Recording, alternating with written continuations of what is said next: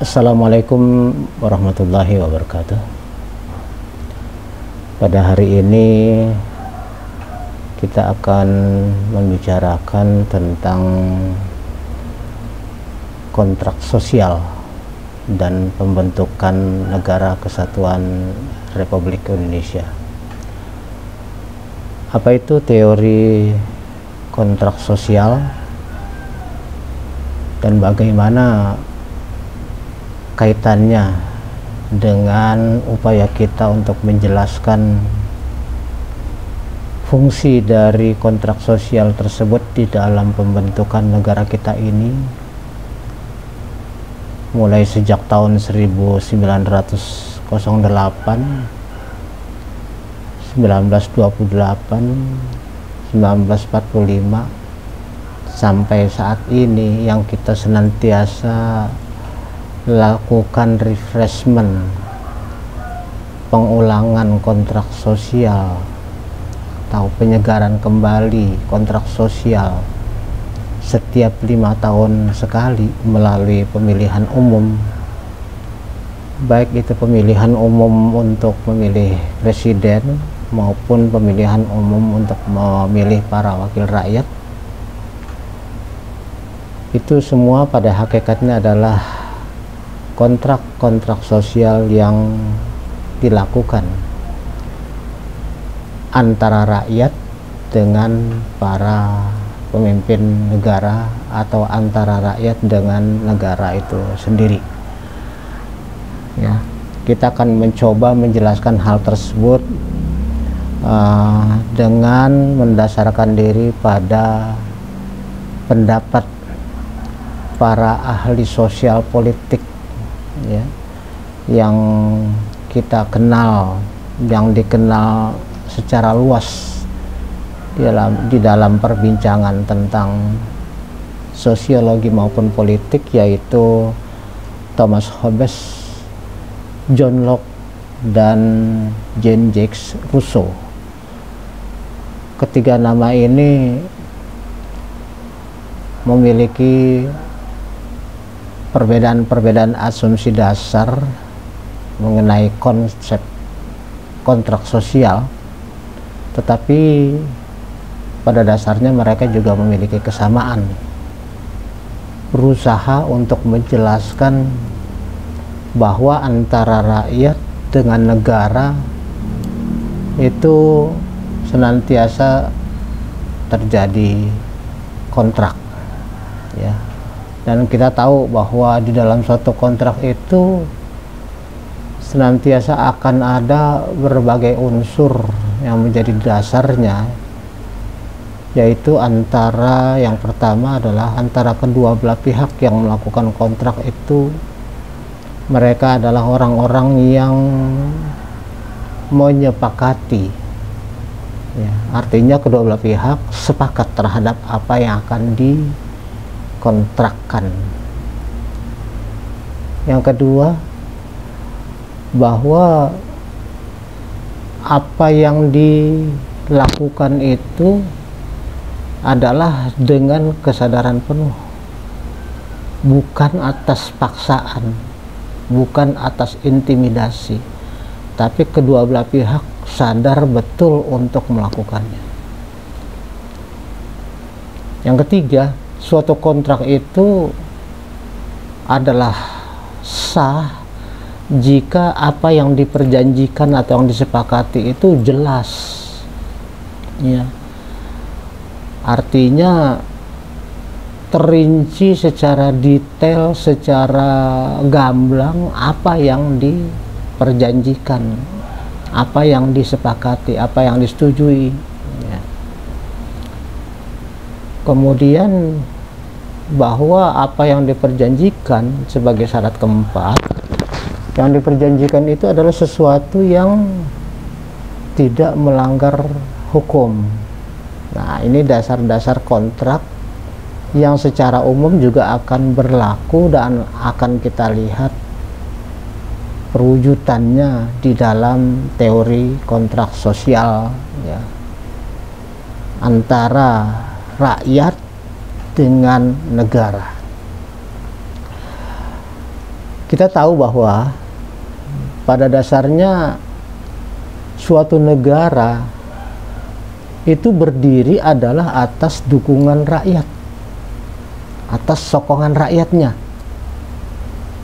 Dengan demikian negara adalah merupakan suatu lembaga atau institusi politik yang bertugas untuk memperjuangkan kepentingan rakyat, bukan kepentingan segelintir kalangan, bukan kepentingan bangsawan, bukan kepentingan cendekiawan, bukan kepentingan partai politik, tapi kepentingan rakyat secara keseluruhan.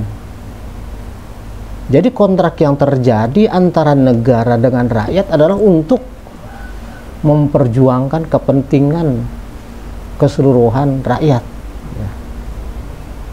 Ya, menurut Hobbes,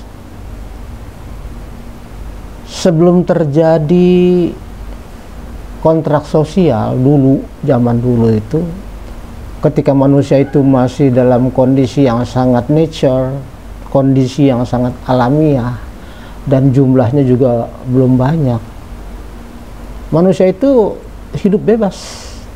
Paling-paling mereka berkelompok kecil-kecil gitu, tapi belum ada pemikiran tentang terbentuknya suatu negara. Ya. Kelompok-kelompok itu hanya berpikir untuk bagaimana mendapatkan makanan, bagaimana mereka bisa menjamin kelangsungan hidup. Ya. Kelompok itu terpencar di sana sini, ada di seluruh ya bagian dunia ini.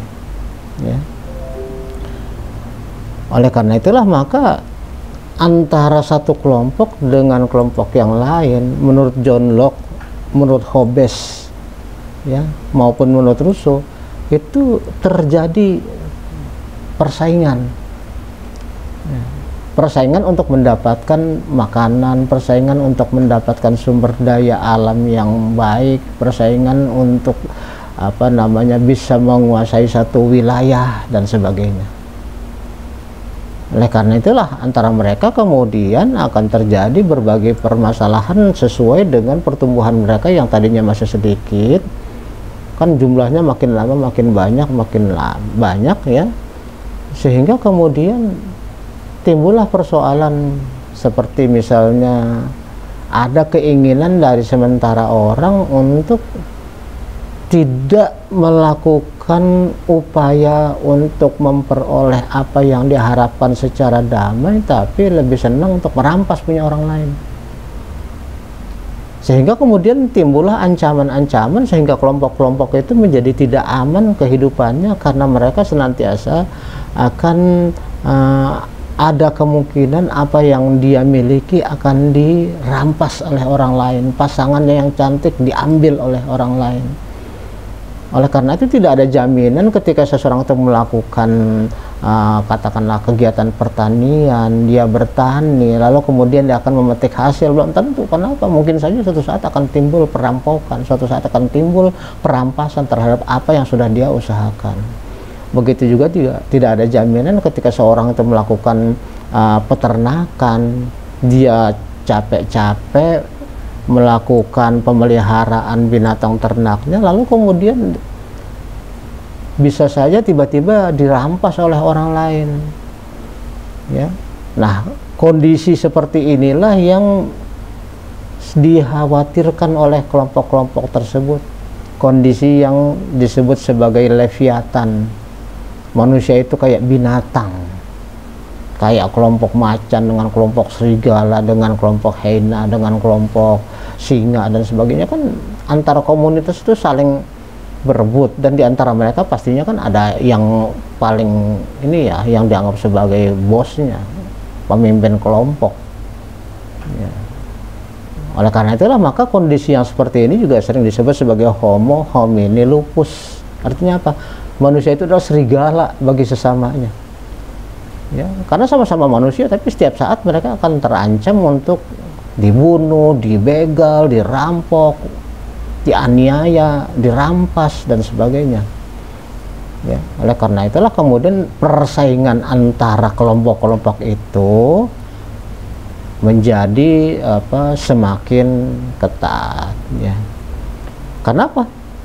Karena udah menjadi kecenderungan manusia itu, mereka tidak akan segan-segan untuk melakukan apapun yang menurut mereka itu akan menjamin kelangsungan hidup, membawa kenyamanan, membawa kebahagiaan, membawa kesenangan, tanpa memandang apakah hal itu akan menyakiti orang lain, akan merugikan orang lain, atau bertentangan dengan hukum. Itu dari zaman putra-putri Nabi Adam yang pertama sampai kiamat nanti, dan sekarang ini banyak kita lihat perwujudannya, contoh-contohnya, bahwa dalam rangka memenuhi keinginan nafsunya, manusia itu tidak segan-segan untuk melakukan apapun juga, melakukan korupsi, melakukan perampokan, penipuan, dan sebagainya. Itu menjadi watak manusia, ya. Dan tidak ada seorang pun dapat menjamin bahwa dirinya tidak akan dibunuh atau dirampok, baik persediaan makanannya maupun pasangannya. Jadi seolah-olah dalam keadaan kondisi itu ya selalu dalam keadaan perang, ya. Maka kemudian antara kelompok-kelompok itu, baik internal maupun eksternal, baik ke dalam maupun keluar, mereka kemudian melakukan semacam perjanjian atau melakukan suatu kontrak, ya, di mana kelompok-kelompok yang tadinya kecil-kecil ini, yang di dalam internalnya juga ada pimpinannya yang disebut primus inter pares, ya, yang paling besar badannya, yang paling kuat tenaganya, yang paling tinggi tinggi badannya, paling kekar. Nah, itu yang menjadi primus inter pares, itu internal kelompok. Tapi kemudian karena terjadi persaingan antar kelompok, maka kemudian setelah ada yang menang dan ada yang kalah, maka terbentuklah kelompok yang lebih besar lagi, sehingga kemudian pemimpin dari kelompok yang menang itu akan menjadi pemimpin di kelompok yang lebih besar, gitu ya. Jadi di sini sudah mulai terjadi tuh yang namanya cikal bakal dari pembentukan suatu negara, di mana antara pemimpin dengan rakyatnya terjadi suatu kontrak, ya, suatu perjanjian, di mana si rakyat menyerahkan haknya untuk diatur, ya, untuk diatur, dan kemudian juga bersedia menjalankan kewajibannya untuk menyerahkan katakanlah pajak, ya, dan kemudian taat pada peraturan yang dijalankan oleh si penguasa dan sebagainya. Nah, sementara si penguasa sendiri punya kewajiban untuk melakukan suatu kebijakan-kebijakan dalam rangka melindungi rakyatnya dari serangan kelompok lain, ya.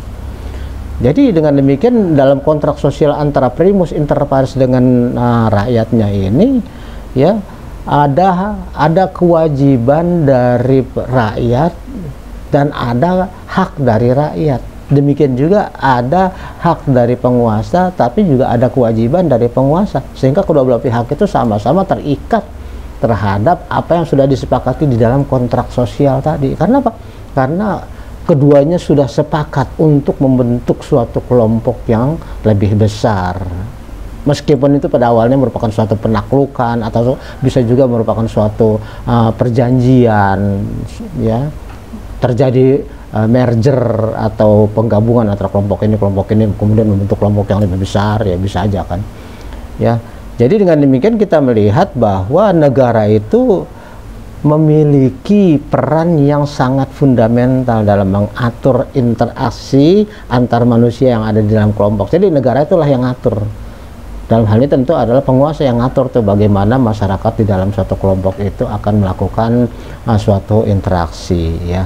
Oleh karena itulah kemudian menurut Hobbes, ya, satu, negara itu harus kuat tanpa tanding sehingga dapat memastikan ketaatan para anggota masyarakat terhadap peraturan. Tanpa tanding artinya tidak boleh di atas negara ada negara lain, ada kekuasaan lain. Sebab kalau begitu terjadi, maka tentu negara tidak bisa efektif untuk menjalankan apa yang diinginkan untuk mengatur rakyat. Karena apa? Rakyat yang merasa bahwa negara itu lemah, ya tentu akan melakukan pembangkangan, tidak mau menuruti, tidak akan taat kepada peraturan-peraturan negara. Ya. Oleh karena itulah, maka syarat kedua menurut Hobbes adalah negara yang baik itu adalah harus menetapkan suatu tatanan hukum. Ya, bahwa setiap orang yang tidak mentaatinya itu bisa kena sanksi, bahkan bisa dihukum mati. Jelas ya, bahwa untuk mengatur suatu negara tentunya harus ada suatu perangkat hukum di mana rakyat, sebenarnya termasuk juga penguasa, wajib untuk menaati apa yang digariskan dalam hukum itu, sehingga jika ada pelanggaran, maka para pelanggar itu harus dikenakan sanksi sampai yang terberat adalah hukuman mati. Nah, maka kita lihat bahwa di sini syarat mutlak dari berlangsungnya suatu negara secara efektif adalah adanya hukum yang berlaku dan ditaati oleh semua pihak di dalam suatu negara. Jadi kontrak sosial itu harus didasarkan kepada efektivitas hukum. Kalau suatu kontrak itu tidak ada sanksinya, pastilah kontrak apapun juga tidak akan efektif, tidak akan berjalan dengan baik, sia-sia saja semuanya.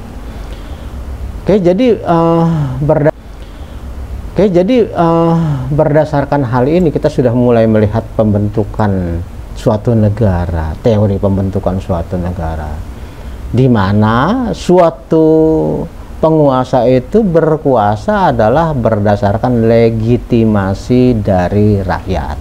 Ya.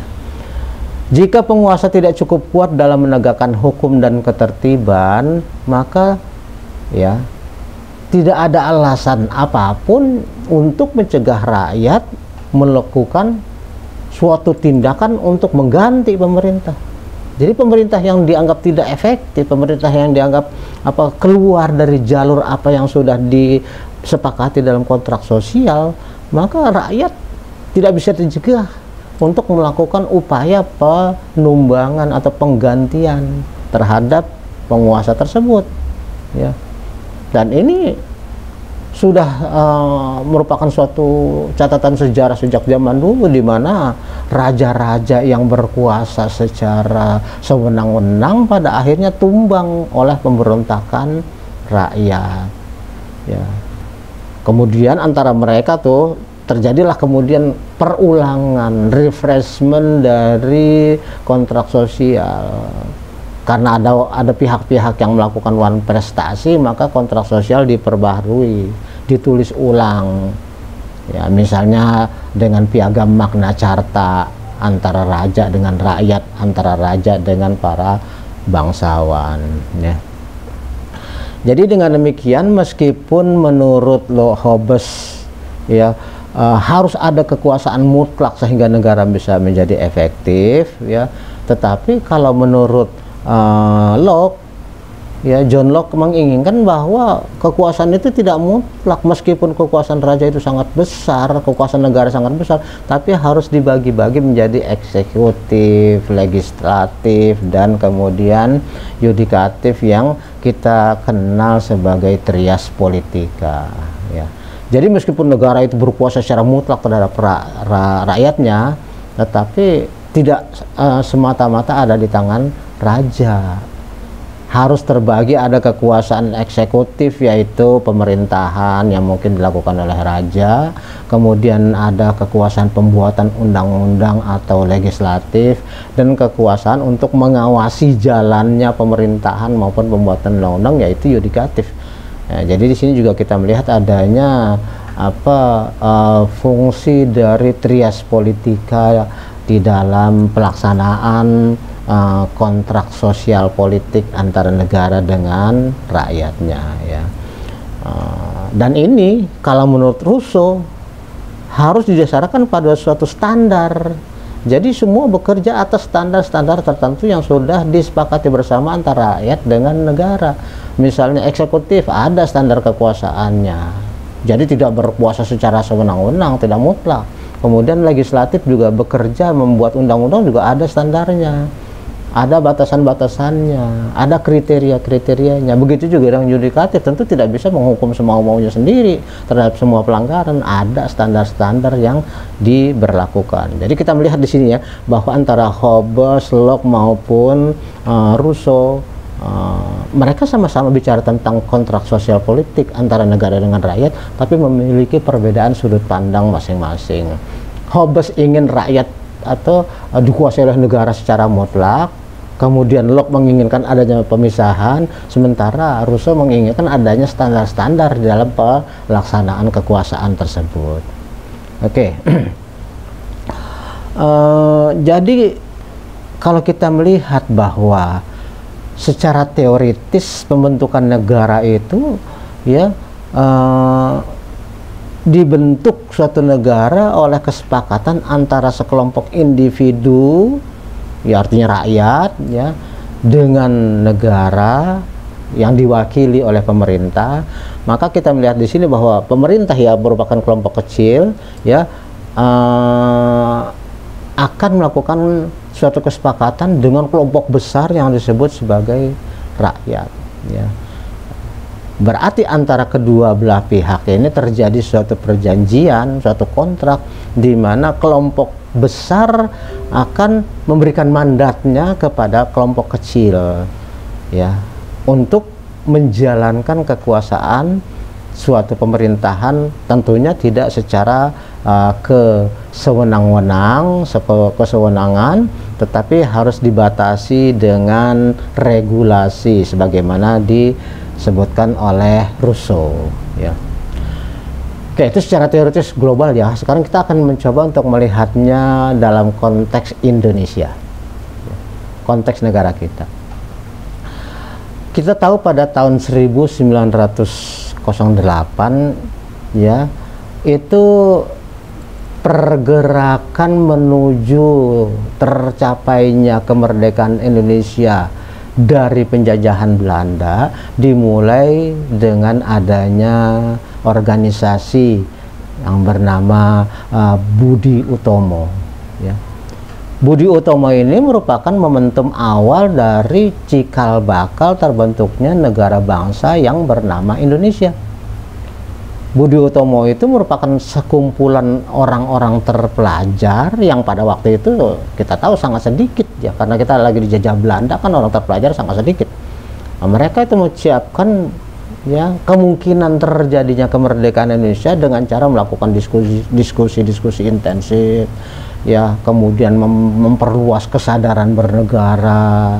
Walaupun tentu saja tidak secara bebas, karena Belanda pasti akan mengintimidasi, berusaha untuk mencegah, dan kalau perlu memenjarakan, membunuh walaupun orang-orang yang terlibat dalam pergerakan seperti ini. Tetapi kemudian sudah menjadi suatu sejarah pula bahwa pergerakan yang diawali oleh Budi Utomo ini ternyata tidak bisa dicegah oleh Belanda. Sampai akhirnya kemudian 20 tahun kemudian ketika bangsa Indonesia itu jumlah kaum terpelajarnya mulai lebih banyak lagi, maka dilakukanlah Sumpah Pemuda pada tanggal 28 Oktober 1928. Ini merupakan kristalisasi semangat bangsa Indonesia untuk merdeka dari penjajahan. Dan ini terus berlanjut ya. Apalagi kemudian di dunia internasional sedang terlibat perang dunia antara kelompok sekutu dengan kelompok Nazi, antara Amerika dengan Jerman di bawah Hitler, termasuk juga Belanda dan Jepang. Mereka terkelompok ke dalam dua blok besar ini. Belanda itu masuk ke dalam kelompoknya sekutu di bawah Amerika, sementara Jepang masuk kelompoknya Nazi di bawah Jerman. Ya, dan kita tahu juga bahwa dalam peperangan ini ada ada pergantian ya. Kadang sekutu yang menang, kadang Nazi yang menang. Ya, yang pada akhirnya memang pihak sekutu yang menang, Amerika yang menang. Amerika itu kan ada blok sekutu itu ada Amerika, ada Inggris, ada Rusia, ya, ada Prancis dan sebagainya. Nah, kemudian momentum seperti inilah yang kemudian dimanfaatkan oleh kelompok-kelompok yang kita tahu tersebar di seluruh Indonesia, di Jawa, di Kalimantan, di Papua, di Sumatera dan sebagainya, itu di Sulawesi dan semuanya. Kemudian ya melakukan suatu kesepakatan untuk melakukan proklamasi kemerdekaan pada tanggal 17 Agustus 1945 ya, dengan diwakili oleh Soekarno Hatta yang kemudian membacakan proklamasi kemerdekaan. Berarti disinilah akan terjadi, kita lihat suatu momentum ya, kontrak sosial di mana suku-suku bangsa Indonesia yang tadi itu terpecah-pecah ya, kemudian bersatu, kami bangsa Indonesia. Nah disitulah kemudian terjadi kontrak sosial yang baru tuh antara kelompok-kelompok dengan suatu kelompok besar yang disebut Negara Republik Indonesia. Ya, jadi berarti di sini kita melihat bahwa proklamasi kemerdekaan Indonesia tanggal 17 Agustus 1945 adalah kontrak sosial yang terjadi antara negara yang baru terbentuk dengan seluruh rakyat yang terdiri dari kelompok-kelompok yang ada di seluruh Indonesia ya. Dan yang menjadi pokok kontrak atau yang menjadi objek dari perjanjian, objek dari kesepakatan pada waktu itu adalah yang kita kenal sebagai Pancasila dan Undang-Undang Dasar 1945. Jadi tegas ya kita melihat bahwa kontrak sosial yang terbentuk pada tanggal 17 Agustus itu adalah untuk menyepakati pokok-pokok perjanjian antara rakyat dengan negara, yaitu yang pertama adalah Pancasila, satu ketuhanan yang Maha Esa. Berarti semua kelompok baik negara maupun rakyat itu bersepakat bahwa yang kita bentuk adalah negara yang berketuhanan yang Maha Esa. Yang kedua, kemanusiaan yang adil dan beradab. Artinya butir kedua dari objek perjanjian antara negara dengan rakyat adalah membentuk suatu negara yang berkemanusiaan, yang adil dan beradab. Yang ketiga adalah bahwa negara yang kita bentuk ini adalah negara yang bersatu, yaitu sila ketiga Pancasila, Persatuan Indonesia. Berarti kontrak sosial, perjanjian yang terjadi antara negara dengan rakyat pada waktu itu adalah untuk bersatu di bawah Negara Kesatuan Republik Indonesia ya. Yang keempat, kerakyatan yang dipimpin oleh hikmat kebijaksanaan dalam permusyawaratan perwakilan, berarti bahwa negara dan rakyat secara keseluruhan berjanji untuk membentuk suatu tata pemerintahan yang menjunjung tinggi permusyawaratan dalam perwakilan. Artinya rakyat akan membentuk wakil-wakil yang nanti akan bermusyawarah untuk bagaimana bisa melakukan pembangunan Indonesia, melaksanakan upaya mensejahterakan rakyat gitu. Yang kelima dari Pancasila adalah bahwa negara dan rakyat keseluruhan itu bersepakat untuk membentuk suatu negara yang berkeadilan sosial ya. Jadi keadilan sosial bagi seluruh rakyat Indonesia sebagai butir kelima dari Pancasila itu adalah juga menjadi pokok dari kontrak sosial. Oke, jadi ingin kita tegaskan di sini bahwa Pancasila adalah kontrak sosial bagi negara dan rakyat yang harus dipatuhi baik oleh negara maupun oleh masyarakat. Ya, mutlak harus dipatuhi karena dia merupakan dokumen yang disepakati bersama dan kemudian menjadi suatu pokok atau objek perjanjian antara kedua belah pihak. Di samping Pancasila juga ada Undang-Undang Dasar 1945 yang juga merupakan dokumen yang harus dipatuhi dan dilaksanakan oleh seluruh elemen yang ada di dalam masyarakat. Jadi berarti ya, berdasarkan teori klasik kontrak sosial yang diperkenalkan oleh John Locke, Thomas Hobbes, dan Jean-Jacques Rousseau, dapat dijelaskan adanya hubungan ya antara negara dengan rakyat untuk membentuk suatu tata pemerintahan yang efektif, tata pemerintahan yang baik atau good governance ya, dalam rangka memberikan suatu pelayanan kepada masyarakat, memberikan suatu nilai-nilai yang memajukan bangsa Indonesia, tetapi berdasarkan integritas dari keseluruhan elemen, artinya negara dengan rakyat itu sama-sama bersatu untuk membentuk cita-cita tersebut berdasarkan kontrak sosial tadi, yaitu Pancasila dan Undang-Undang Dasar 45 ya. Ini menjadi dasar dari semua tindakan, semua elemen yang ada di negara ini, baik itu penguasa maupun rakyat banyak, rakyat keseluruhan ya. Oleh karena itulah, berdasarkan teori kontrak sosial di mana dimungkinkan adanya resiko orang-orang yang melakukan one prestasi atau cedera janji, maka di dalam kontrak sosial juga sangat mungkin akan ada orang-orang yang berusaha untuk keluar dari perjanjian ya, yang kemudian melakukan one prestasi, dan tentu saja hal ini akan membahayakan kontrak sosial itu sendiri, ataupun membahayakan rakyat maupun membahayakan juga pemerintahan, dan ini merupakan suatu tindakan pengkhianatan ya, pengkhianatan terhadap kontrak yang harus disepakati ya. Padahal kontrak sosial yang ada tahun 1945 yang sudah kita sepakati antara seluruh kelompok-kelompok yang ada di Indonesia, mulai dari Sabang sampai Merauke, itu suatu perjanjian luhur dari para pendiri Republik ini yang harus dipelihara ya, dipelihara dan dijamin keberlangsungannya sepanjang kita memang menginginkan negara kesatuan Republik Indonesia berlangsung terus ya, ada sepanjang masa.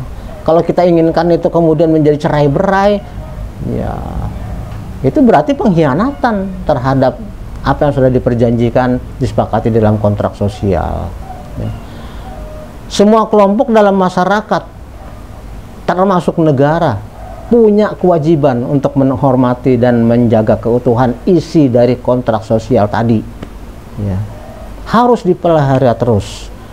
Negara maupun kelompok-kelompok tidak boleh mengingkari atau mengganti dokumen kontrak sosial negara kesatuan Republik Indonesia, yaitu Pancasila dan Undang-Undang Dasar 45. Itu pokok kesepakatan yang harus dijaga. Apalagi kemudian itu dilakukan penggantian perubahan dengan cara kekerasan yang menimbulkan gejolak dan kekacauan sosial dan berpotensi memecah belah bangsa Indonesia, bahkan membubarkan bangsa Indonesia. Berarti mengkhianati kontrak sosial yang sudah diperjuangkan dengan darah, diperjuangkan dengan air mata, diperjuangkan selama beratus tahun. Ingat ya, kita 350 tahun oleh Belanda dan kemudian oleh Jepang 3,5 tahun. Kalau kemudian kita kemudian melakukan one prestasi terhadap isi kontrak sosial, itu berarti kita mengkhianati apa yang sudah dicita-citakan dan diupayakan, diperjuangkan oleh para pendiri Republik ini ya. Tetapi tentu saja ya, meskipun pada dasarnya suatu kontrak sosial itu dapat saja mengalami perubahan, kan bebas saja, orang mau kontrak, mau berubah kontrak kan boleh-boleh aja ya kan. Dan ini terbukti dengan misalnya Undang-Undang Dasar 45 sudah 4 kali dilakukan amandemen. Tapi ingat kembali lagi kepada pokok dari suatu kontrak, bahwa yang pertama harus ada kesepakatan. Berarti rakyat kalau memang sepakat melakukan perubahan, ya boleh aja. UUD 45 kan udah 4 kali di amandemen berdasarkan permusyawaratan dari wakil rakyat di MPR, dilakukan amandemen 1, amandemen 2, amandemen 3 sampai ke 4. Nggak masalah. Tetapi kemudian jika hal tersebut dilakukan terhadap Pancasila, ini sangat berbahaya ya, sangat berbahaya, karena itu akan merusak sendi-sendi, karena suatu negara itu kan kita tahu berdiri itu berdasarkan topangan filosofi atau ideologi negara. Jadi kalau suatu ideologi negara dilakukan perubahan-perubahan, itu pastinya akan membahayakan negara itu. Oleh karena itu, maka jika amandemen bisa dilakukan terhadap UUD 45, maka sebaiknya, meskipun secara teoritis boleh-boleh aja Pancasila itu dilakukan perubahan, tapi sebaiknya jangan, karena sangat berbahaya, ya. Sangat berbahaya bagi keberlangsungan negara kesatuan Republik Indonesia, karena masalah ideologi ini adalah sesuatu yang sangat fundamental, ya. Semua harus bisa memelihara, menjaga, menyadari sepenuhnya bahwa ini adalah kontrak sosial yang sudah dilakukan oleh para pendahulu pendiri Republik ini, yang menjadi dasar bagi semua di Indonesia untuk hidup secara damai, ya, yaitu negara yang berketuhanan, negara yang kemanusiaan, negara yang bersatu, negara yang bermusyawarah, negara yang berkeadilan sosial. Kalau sampai ada upaya-upaya untuk melakukan perubahan atau amandemen terhadap itu berarti upaya untuk mengkhianati apa yang sudah disepakati para pendiri Republik. Meskipun teoritis suatu kontrak sosial boleh-boleh saja, sah-sah saja dilakukan oleh dilakukan perubahan oleh para pembuatnya, tetapi dalam konteks Indonesia, dalam konteks Pancasila, perubahan terhadap dasar-dasar ideologi suatu negara itu pasti akan membawa dampak yang sangat luas dan yang sangat mungkin bisa menjadikan negara Indonesia ini menjadi berantakan, alias bubar, alias kembali lagi ke zaman sebelum terjadinya proklamasi, yaitu akan terpecah-pecah menjadi kelompok-kelompok, suku-suku kecil yang sangat mungkin akan datang lagi penjajah-penjajah dalam bentuk baru yang berusaha untuk kembali menguasai Indonesia. Maka Indonesia hanya akan menjadi sejarah. Kesimpulannya, kontrak sosial sudah dilakukan oleh para pendahulu, para pendiri Republik. Mari kita jaga, mari kita pelihara, mari kita jamin keberlangsungannya, dan jangan kita khianati demi kita juga. Sekian, mohon maaf jika ada kekeliruan dan kesalahan. Saya ucapkan wabillahi taufiq wal hidayah. Wassalamualaikum warahmatullahi wabarakatuh.